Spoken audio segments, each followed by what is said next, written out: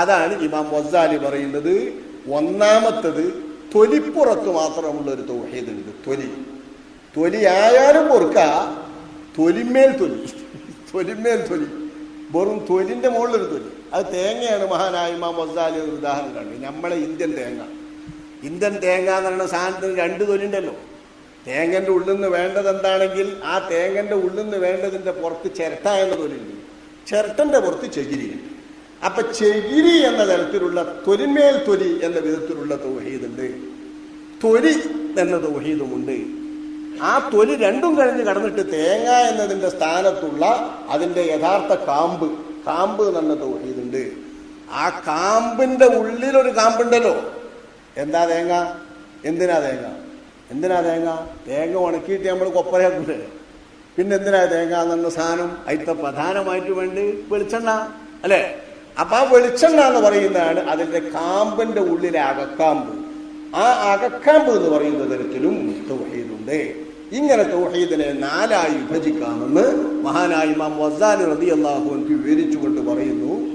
കേവലം തൊലിപ്പുറത്തേക്ക് മാത്രമുള്ള തൗഹീദ്, ഉള്ളിൽ വിശ്വാസം പോലും ഇല്ലാത്ത തൗഹീദാണ് യഥാർത്ഥത്തിൽ കെലിമ മനസ്സിൽ ഉറപ്പിക്കാതെ പുറത്തേക്ക് മാത്രം പറയുന്ന മുനാഫിക്കുകളുടെ തൗഹീദ്. അവർക്കും തൗഹീദുള്ളവരെന്ന് പറയാൻ പുറത്ത്. കാരണം മുസ്ലിമീങ്ങളമാര് നിസ്കരിക്കും, മുസ്ലിമീങ്ങളമാര് മറമാടും, നേരത്തെ മറമാടും. അതേസമയം ആ തൗഹീദ് കൊണ്ട് ആഖിറത്തിൽ ഉപകാരമില്ല. ഉള്ളിൽ അയാൾ കാഫിറാവുന്നു, അള്ളാന്റെ അടുക്കൽ കാഫിറാവുന്നു, നമ്മളടുക്കൽ മുസ്ലിമാണെങ്കിലും. ഇങ്ങനെ ഒരു നില അന്ത്യനാൾ വരെ ഈ സമുദായത്തിനുണ്ട്, എല്ലാ സമുദായത്തിനും ഇല്ല. അതുകൊണ്ട് കൂടിയാണ് നമ്മൾ ഈ സമുദായത്തിന് ഖബറിന്റെ അകത്ത് കുറച്ച് പിത്തന. ഖബറിന്റെ അകത്ത് വെറുതെ വിടൂല നമ്മള്. കാരണം ഖബറിന്റെ അകം വരെ കൊണ്ടേയാക്കുന്നത് എല്ലാരും ഒരു പള്ളിക്കാട്ടില, ഒരേ മൈതാനിയിൽ എല്ലാ വിശ്വാസികളെയും കെലിമ ചൊല്ലി കള്ളനെ കൊണ്ടുവെക്കുന്നാക്കുന്നു. ആ കള്ളനാരാണ്, ശരിക്കുള്ളവരാരാണ് എന്ന് ഒന്ന് പിടിച്ചു കുലിക്കാതെ നമ്മളെ ഉമ്മത്തിൽപ്പെട്ട ഒരാളും വിടൂല ഖബറിൽ. അള്ളാഹു നമ്മെ ഖബറിൽ ശിക്ഷയിൽ നിന്നും ഫിത്തനയിൽ നിന്നും കാക്കുമാറാവട്ടെ. അപ്പൊ ഇങ്ങനത്തെ ഒരു കൂട്ടം തൗഹീദുകാരുണ്ട്. എന്നാൽ അതിൽ നിന്ന് വിട്ട് രണ്ടാമത് ലാ ഇലാഹ ഇല്ലല്ലാഹ് എന്ന് പറയുന്ന വാക്യത്തിന്റെ അകത്തുള്ള ആശയം ശരിക്കും മനസ്സിലുറപ്പിച്ചിട്ടുള്ള ആൾ, ഇത് ശരിയായിട്ട് വിശ്വാസമുള്ള ആൾ തന്നെയാണ്. ശരിയായിട്ട് ഒരാൾ മുവഹിദ് എന്ന് പറയാൻ മതി, അത് മതി. എന്തായാലും പറഞ്ഞേ ലാ ഇലാഹ ഇല്ലല്ലാഹ് എന്നതിന്റെ ആശയം എന്താ? അതെല്ലാവർക്കും തിരിയല്ലോ. അള്ളാഹു അല്ലാതെ ഇലാഹില്ല തന്നെ. അള്ളാഹു അല്ലാതെ ഇലാഹില്ല, അള്ളാഹു മാത്രമേ ഇലാഹുള്ളൂ. എന്താ ഇലാഹ് എന്ന് പറഞ്ഞാൽ? സത്യമായും ഇബാദത്ത് ചെയ്യപ്പെടേണ്ടത്, സത്യമായും ഇബാദത്ത് ചെയ്യപ്പെടാൻ്റെ ദാത്ത് അള്ളാഹു അല്ലാതെ വേറെ ആരില്ല. എന്താ ഇബാദത്ത് എന്ന് പറഞ്ഞാൽ? നമ്മൾ മനസ്സിലാക്കുന്നത് ആരാധന എന്നുള്ളതൊന്നുണ്ട്. അതാണ് ആരാധന നമ്മൾ പറയുമല്ലോ, അത് നമ്മൾ പഠിക്കാം. ആരാധന എന്ന് നമ്മൾ മലയാളത്തിൽ പറയുന്നതാണ് ഇബാദത്ത് എന്നറിയാം. ആരാധന, ആദരവ്, ഇങ്ങനെ രണ്ടെണ്ണം നമ്മൾ പറയാറുണ്ടല്ലോ. ആദരവ് മൂത്ത് വരുമ്പോഴാണ് നമ്മൾ ആരാധന എന്ന് പറയുന്നത്. ഓന് സിനിമാ നടന്മാരോട് ആരാധനയുണ്ട്, ആദരവും ബഹുമാനും വല്ലതും ആരാധനയായി മാറുന്നു എന്നറിയില്ല നമ്മള്. അപ്പൊ നമുക്കൊക്കെ അറിയാം അതിന്റെ അർത്ഥം. ആദരവ് മൂത്ത് ആ ആദരവിന്റെ പാരമ്യത്തിലെത്തുമ്പോൾ വരുന്ന ആരാധന എന്ന് പറയുന്ന മനോഭാവം, ആ ആരാധന എന്ന് പറഞ്ഞതിനുള്ള അറബ് വാക്കാണ് ഇബാദത്ത് പറയുന്നത്. ഈ ഇബാദത്ത് സത്യമായും നടത്തപ്പെടാനും അർഹമാകുന്ന ഒരു ദാത്ത് വേറെ ഇല്ല അല്ലാഹുവല്ലാതെ. അള്ളാഹു മാത്രമേ ഇബാദത്തിന് അർഹനായുള്ളൂ എന്നാണ്. ഇത് മനസ്സുറപ്പിച്ച് മനസ്സിന്റെ അകത്ത് വിശ്വസിച്ചിട്ട് ഒരു മനുഷ്യൻ മൊഴിയുകയും ചെയ്താൽ അവൻ സത്യവിശ്വാസിയായി, സത്യമുവഹിദായി, ശരിക്ക് മുവഹിദ് എന്ന് അയാളെ കൊണ്ട് പറയും ചെയ്യാം. രണ്ടാമത്തെ പഠനം ഇമാം ഗസാലി പറയുന്നു, കമാ സ്വദ്ദഖ ബിഹി ഉമൂമുൽ മുസ്ലിമീൻ, സാധാരണ മുസ്ലിമീങ്ങളായ ജനങ്ങളൊക്കെ വിശ്വസിച്ച മാതിരി വിശ്വസിക്കാം. ഇലാഹ് അല്ലാഹു അല്ലാതല്ല നമ്മളൊക്കെ. വഹുവ ഇഅ്തിഖാദുൽ അവാം, സാധാരണക്കാരന്റെ തൗഹീദ് എന്നുള്ള വിശ്വാസം ഇത് മാത്രമാണ്. സാധാരണക്കാരന്റെ തൗഹീദ് എന്ന് പറഞ്ഞാൽ എന്താ? ലാ ഇലാഹ ഇല്ലല്ലാഹ്, അല്ലാഹു അല്ലാതെ ഇലാഹില്ല. ഇലാഹ് എന്ന് പറഞ്ഞാൽ എന്താണ്? അല്ലാഹുവല്ലാതെ പരമമായി വണങ്ങപ്പെടാൻ, പരമമായി കീഴ്പ്പെടപ്പെടാൻ പറ്റുന്ന ഒരു ദാത്ത് വേറെയില്ല. പരമമായി കീഴ്പ്പെടുക, പരമമായി വഴിപ്പെടുക എന്നാണ് ഇബാദത്ത് എന്ന് പറഞ്ഞതിന്റെ അർത്ഥം. അത് നമ്മൾ പറഞ്ഞുണ്ടാക്കിയ അർത്ഥമൊന്നുമല്ല. ഈ വാക്ക് മനസ്സിലാക്കുന്ന ഏത് അറബിക്കും തിരിയണ അർത്ഥം, ഏത് അറബിക്കും തിരിയണ അർത്ഥം. ഇപ്പം മലയാളത്തിൽ കേട്ടാൽ നമുക്ക് തിരിയുണ്ടല്ലോ. ആദരവ് എന്നാലും ആരാധന എന്ന് പറഞ്ഞാലും രണ്ടർത്ഥം.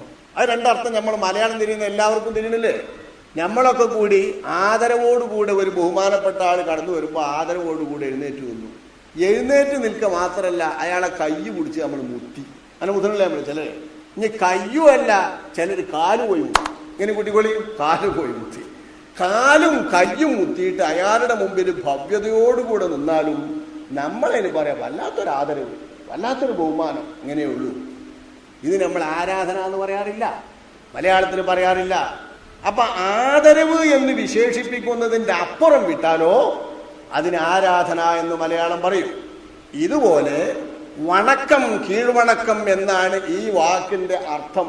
ഈ വാക്കിന്റെ അർത്ഥത്തിന്റെ ധാതുവിന്റെ അർത്ഥം അതാ. അതിൽ നിന്ന് പരമമായ കീഴ്വണത്തേക്ക് എത്തുമ്പോഴേ അറബ് ഭാഷയിൽ തന്നെ ഇബാദത്ത് എന്ന് പറയുള്ളൂ. ഇത് ഭാഷന്റെ നിയമമാണ്, വേറെ എവിടെയെങ്കിലും ഇറക്കുമതി ചെയ്യപ്പെട്ട ആശയമൊന്നുമല്ല. ചിലർ പറയും, വെറുതെ തർക്കം പറയുന്നതാണ്, മറഞ്ഞ വഴിയിൽ ഉപകാരമോ ഉപദ്രവമോ പ്രതീക്ഷിച്ചുകൊണ്ട് ഒരു ശക്തിനെ പോകുവാൻ. മറഞ്ഞ വഴി, ഇതിന് ഭാഷയുടെ യാതൊരു പിന്തുണയില്ല. ഇബാദത്ത് എന്ന ആ വാക്കിന്റെ ഭാഷയുടെ ഒരു പിന്തുണ അതിനില്ല. ഇതെന്താണെന്ന് ചോദിച്ചാൽ ഇത് ചക്കയാണ്. ഭാഷയുടെ ഒരു പിന്തുണയില്ലാതെ ഈ സാധനത്തിന് ഭാഷാപരമായിട്ടൊരു പേരുണ്ടാവില്ല. ഈ സാധനത്തിന് ഇത് കൊണ്ടേറ്റ് ഇതെന്താണ്, ഇത് ചക്കയാണ്, ചക്ക ആണ്ട് ഉറപ്പിച്ചാണ് പറയാം. അതാണ് എന്താ ചക്ക എന്ന് പറഞ്ഞാൽ ഉരുട്ടിട്ടൊരു സാധനമാണ്. ഉരുട്ടിട്ടുള്ള സാധനമൊക്കെ എന്നിട്ട് നമ്മൾ കൂടി കൊടുക്കല. നമ്മൾ ഉണ്ടാക്കി വെച്ച ആശയത്തിന് പദം വരൂല. അറബി പദങ്ങൾ എന്ന് പറയുന്നത് മുഹമ്മദ് മുസ്തഫ സല്ലല്ലാഹു അലൈഹി വസല്ലം പദങ്ങൾ വരുന്നതിന് മുൻപേ ഉള്ള പദമാണ്. നബി പഠിപ്പിച്ചതല്ല ഇബാദത്ത് എന്ന് പറഞ്ഞ വാക്കിന്റെ അർത്ഥം. അത് നമ്മൾ മനസ്സിലാക്കണം. ഇബാദത്ത് എന്ന് പറഞ്ഞ വാക്കിന്റെ അർത്ഥം നബി പഠിപ്പിച്ചതല്ല.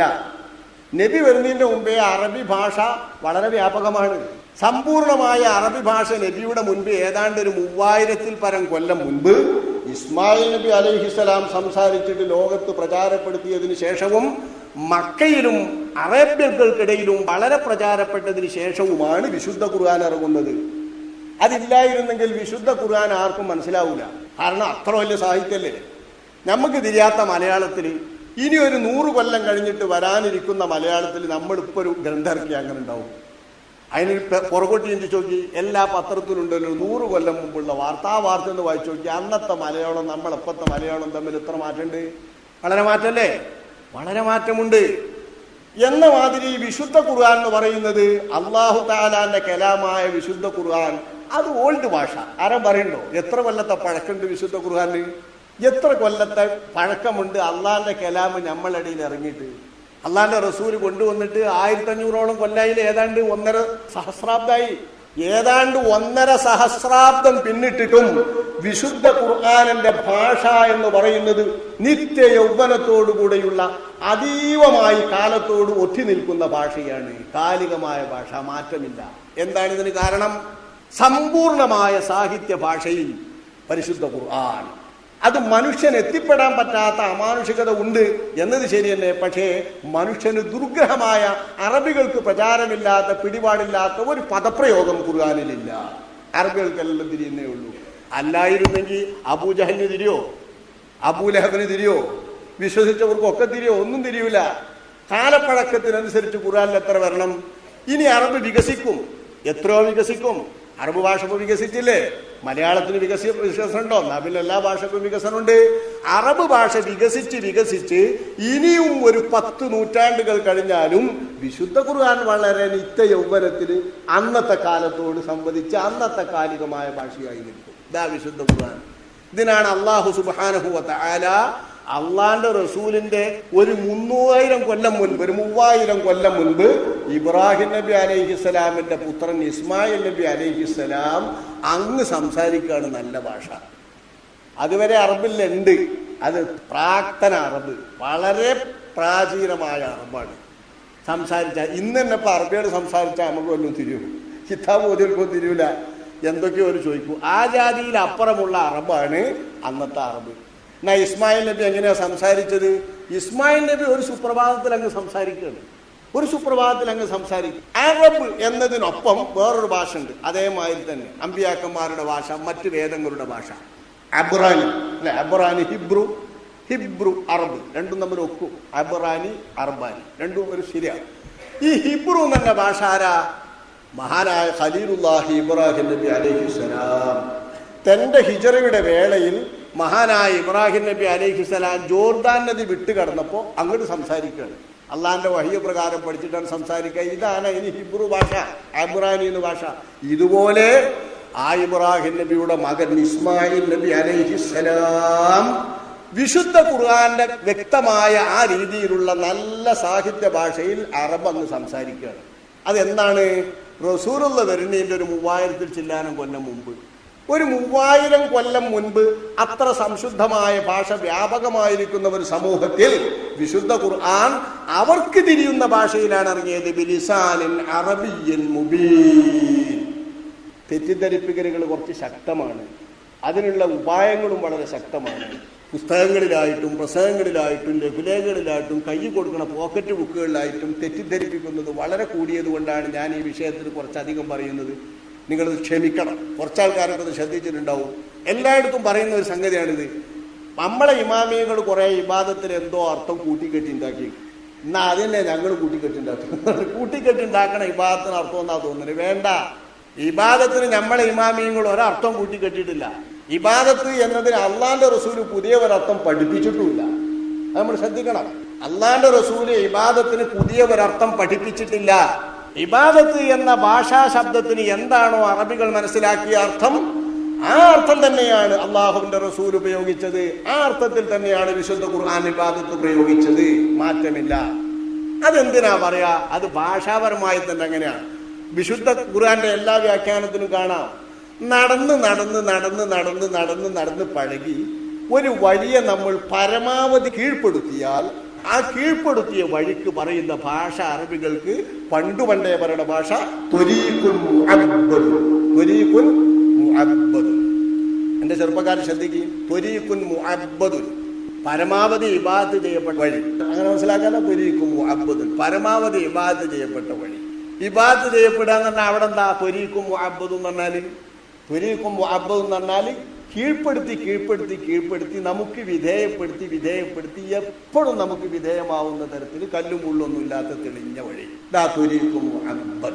അപ്പൊ കീഴ്പ്പെടുത്തുക, വിധേയപ്പെടുത്തുക എന്നതാണ് അബ്ബദ എന്ന് പറഞ്ഞാൽ.